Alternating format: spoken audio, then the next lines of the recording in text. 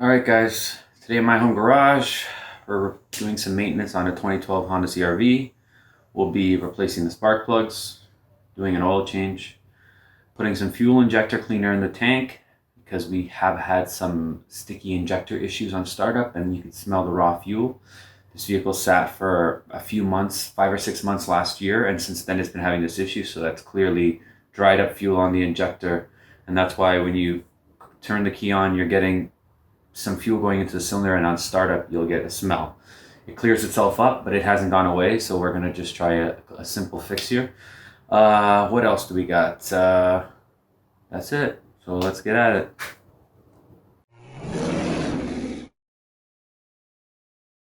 Alright guys, today on my home garage, we're just going to do a quick spark plug change on a 2012 Honda CRV. This applies to all Hondas with K20 engines. So CRV, Accord, Civic, everything.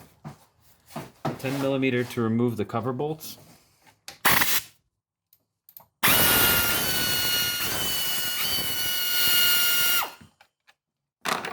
Move your cover.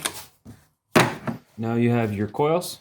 So the first thing you want to do is just unplug your coils. 1, 2, 3. So you're just going to depress this tab down and pull out. Now remove the coils.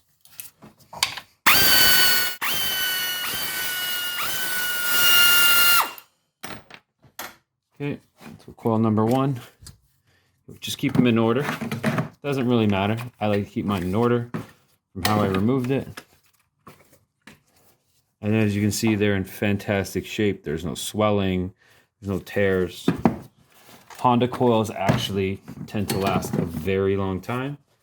Okay, so now we're gonna grab our spark plug socket, which on Hondas is a 5/8.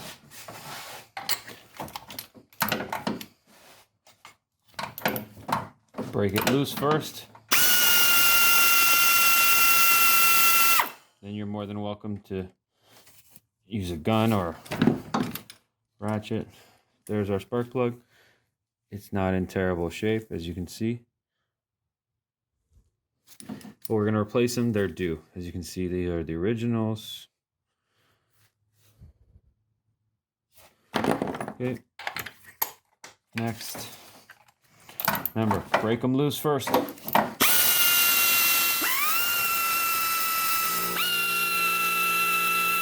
Okay, so the spark plugs we are using are NGK, which is also an OEM replacement, as well as Denso. So do NGK IRs, and the number is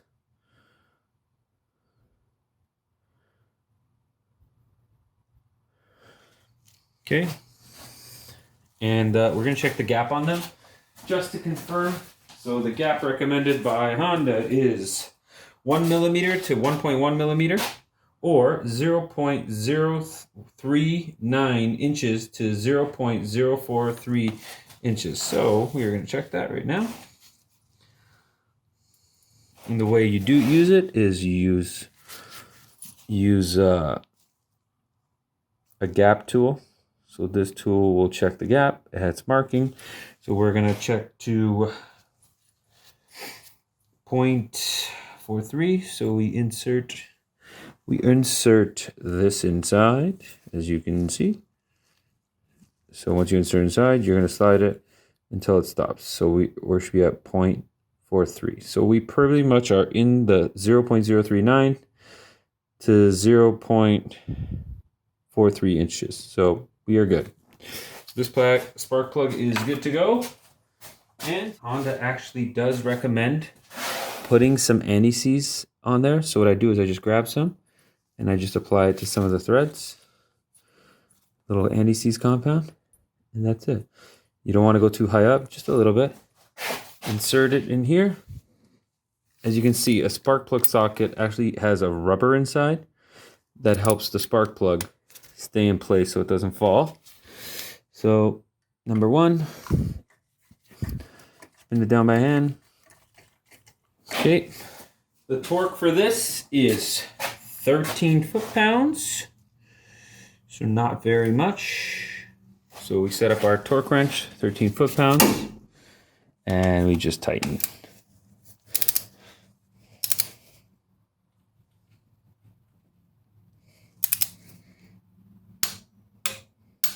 That's it. Number 2.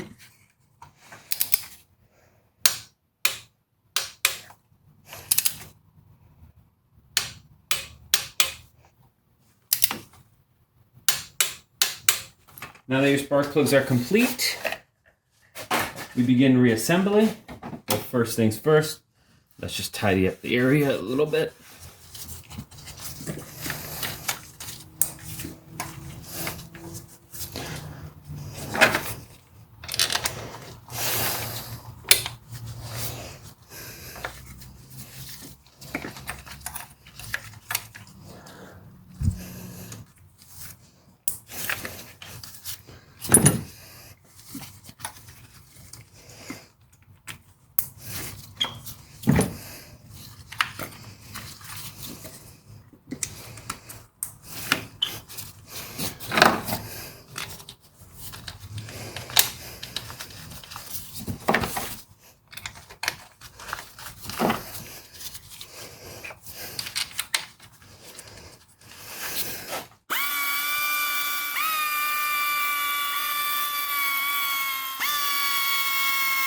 The torque for this is 6 foot-pounds, so literally does not need to be tight.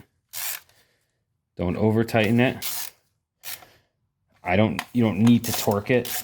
I just do it by hand, very lightly. Okay. Same thing with these cover bolts. They are also 6 foot-pounds. I would put anti-seize on them, as you can see. The corrosion that's begun on them. Coat them in some penetrating fluid every time I remove them. And don't over tighten them. You could warp the cover or damage it. Literally does not need to be over tightened.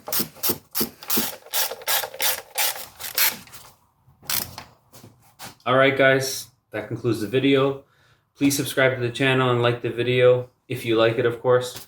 That was just a simple replacing spark plugs on a Honda or any car. This one just happens to be the easiest car in the world to change spark plugs on. Alright guys, have a nice day.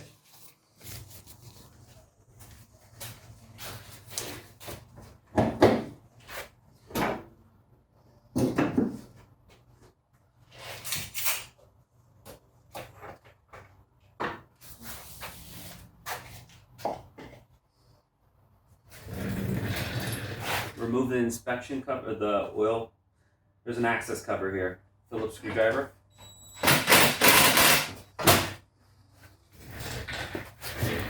First thing you're going to do is, what I like to do is drain the oil filter first. There's your oil filter. You can use an oil filter wrench to remove it, or if you can get it by hand. I like the no mess approach.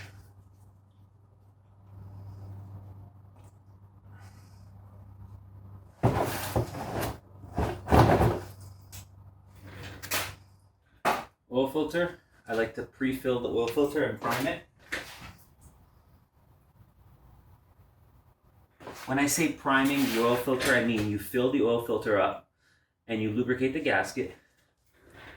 Clean the mating surface of where the oil filter gasket goes.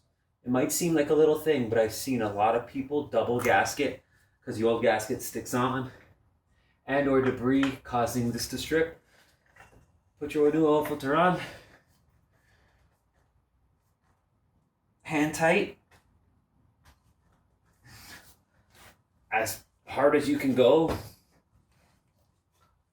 Grab a 17 millimeter wrench for the drain plug. All right, and same idea. I like a no mess approach, so I do it like this.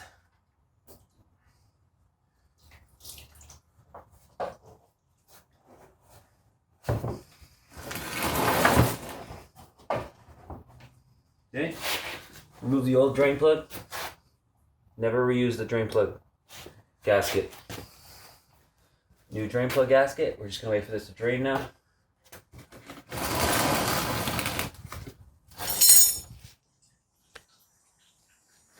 All right, guys, so some questions that people have had is, what do mechanics check while the oil's draining? Well, the number one thing we do is we look around at the brakes. So we will inspect the brakes.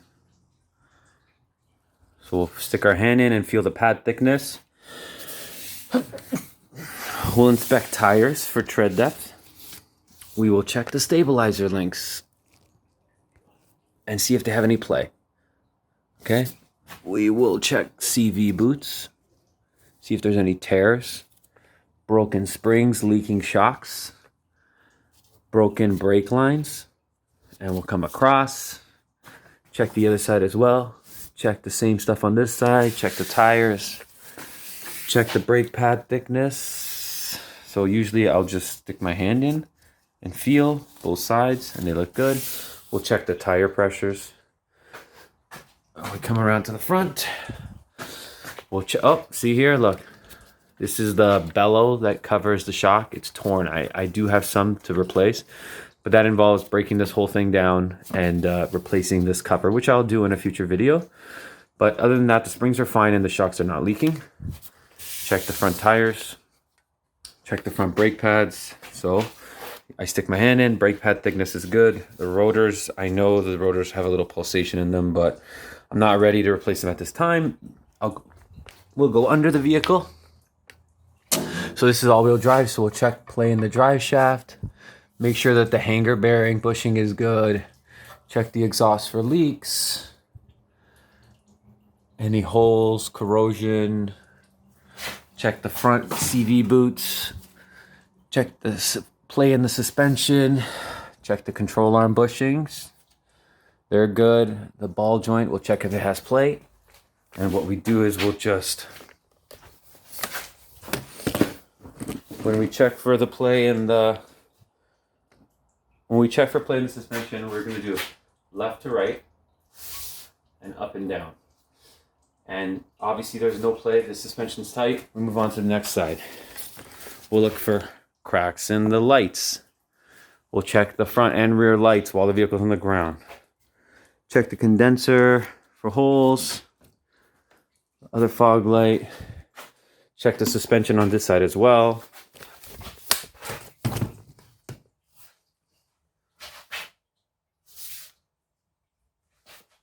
There's no play. So we'll go around the entire vehicle. We'll look for oil leaks in the transmission, in the engine. And pretty much every time a mechanic brings a car in, he is checking to see what he could sell you. Just remember that. He's looking to see what he can sell you on a vehicle. Remember. So hopefully they're honest mechanics and they're only selling you what you need, but you never know. That's why it's good to understand vehicles so that you know if you're getting cheated or not, right? So let's get back at it now.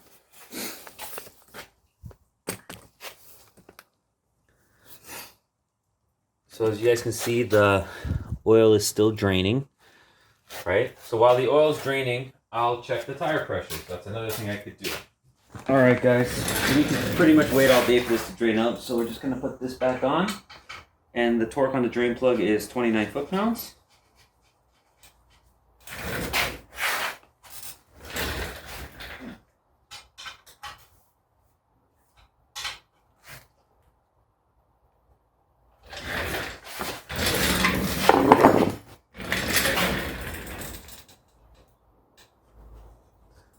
Clean up the entire area. That way you'll be able to identify if there's any leaks in the system from what you touched. All right, so we'll now fill the oil. This engine takes about 4.4 liters, so almost the whole jug. Well, obviously we're not gonna put the whole jug in. I prefer using liquid moly products. I'm not endorsing them. That's just what I prefer to use.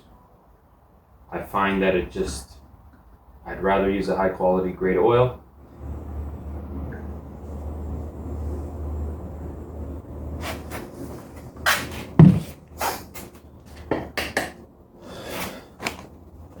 Put your oil cap on. Okay. Now that your oil cap's on, we're going to start the engine, let it run for a few seconds, reset the oil light, turn it off, and then we will check the oil up. So Get in the car. In the car. Alright, so to reset the oil light on these vehicles is you just press this button here until you reach your oil life. Hold the button down. Usually 10 seconds of holding down. Release. Hold down the button again.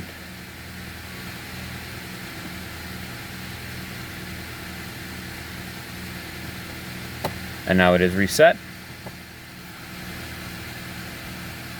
Okay, vehicle is now off. Let the oil drain back into the oil pan before you check the level. So that's what we're gonna do.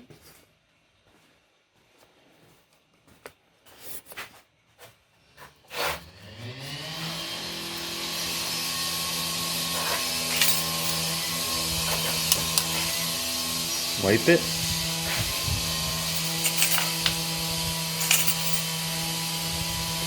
As you can see, we are a little low.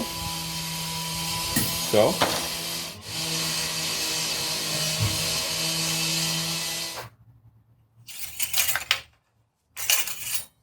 okay, now we are right at the line. Perfectly at the line. So now our oil change is complete.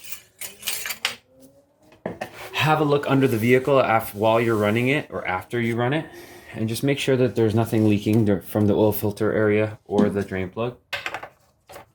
And that concludes the oil change on the vehicle. So I got some of this liquid moly Jetron. It's a fuel injector cleaner. Like I mentioned earlier, I had a little bit of issues with fuel smell on starting the vehicle after it sat for a long period of time. So hopefully this can remedy that. Give it a good shake. Pretty much fill your gas tank up and then pop this in.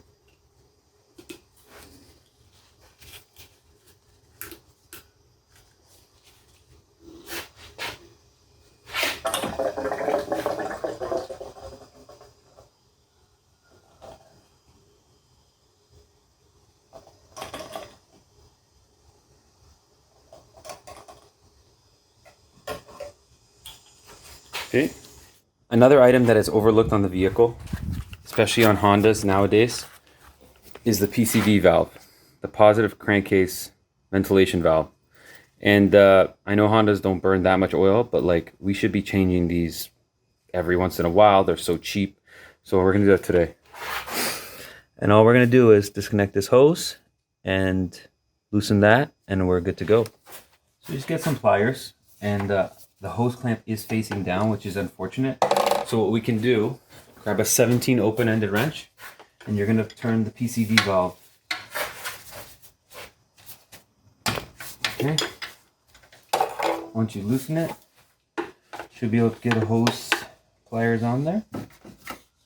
And then you're gonna loosen them up, pull them back. So first thing I did is loosen this up. And once it rotates, you can access the hose clamp, and then you can pull it back with pliers, and now you can pull the hose clamp off. The way I do it is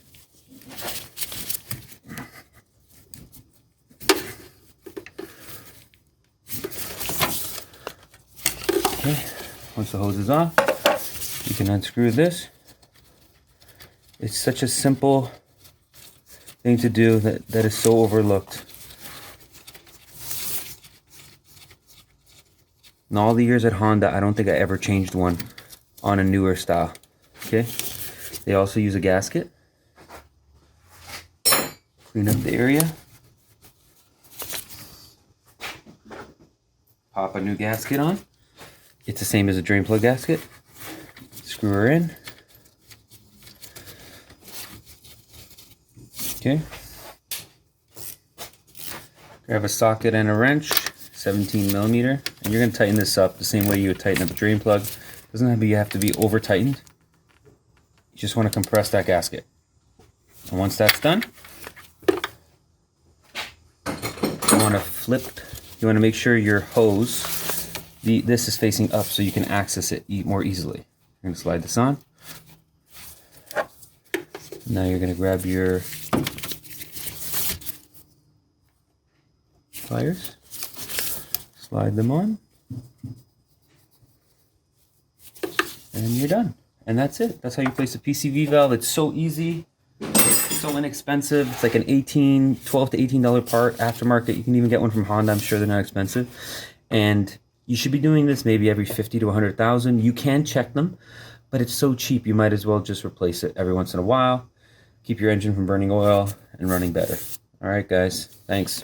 All right, guys. That concludes our video for today on this 2012 Honda CRV.